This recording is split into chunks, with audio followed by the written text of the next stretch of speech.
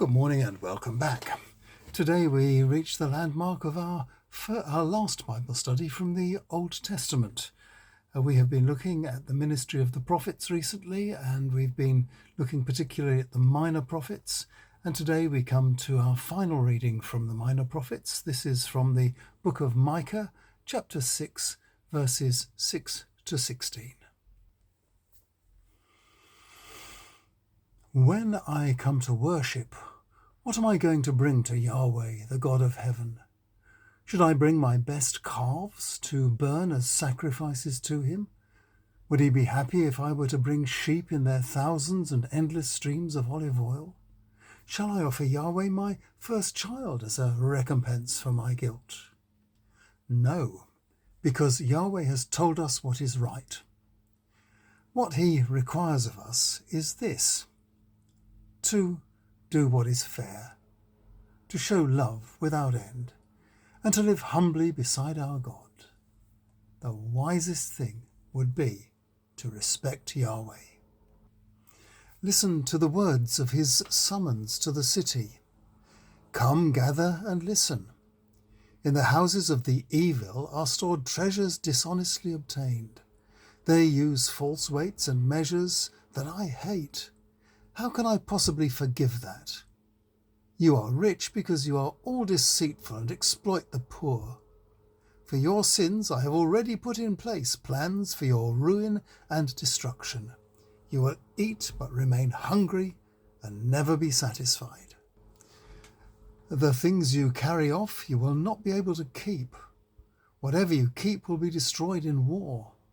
Any corn you plant you will not harvest. The oil from your presses and the wine you make you will never use. All this will take place because you followed the evil kings Omri and Ahab. Because you followed their course of action, I will bring you to ruin. Everyone will despise you, and people everywhere will hold you in contempt. So we are about to leave the Old Testament and to begin looking at the earliest writings to have survived in the New.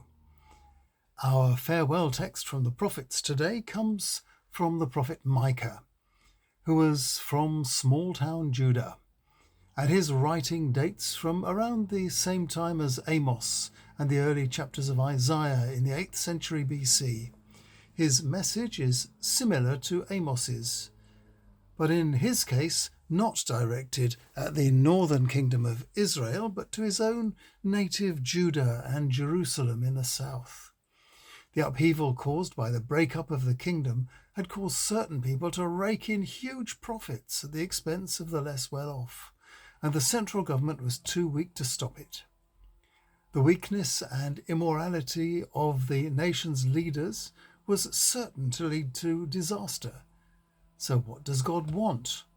Not extravagant sacrifices, obviously, but better behaviour, especially on the part of the well-off.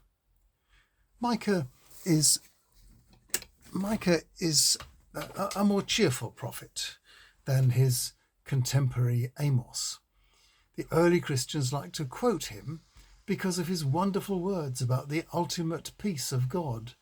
In the first 4 verses of chapter 4, everyone will live in peace among their own vines and fig trees, and nobody will any longer make anyone afraid. The early Christians also loved to read in chapter 5 verses 2 to 5 about the descendant of David's line, the coming king, who would usher in a time of peace. From out of you, Bethlehem Ephrathah, one of the smallest towns of Judah, I will bring a ruler for Israel, whose family tree goes back to antiquity. The early church read Micah's words, and this helped them to understand who Jesus was and what his mission had been. And of course, in this passage, the early Christians found the distilled essence of all the insights of the prophets, summed up in a single verse. I quote here from a traditional translation of verse 8. O mortal human, he has taught you what is good. So what does the Lord require of you, but to do justice, and to love kindness, and to walk humbly with your God? There is no better place to leave the Old Testament than this verse, which points so securely towards the New. Tomorrow we turn earnestly to the New Testament, and we begin a search for the very oldest words in it, words written soonest after the life of Jesus, which have come down to us more or less intact. See you tomorrow.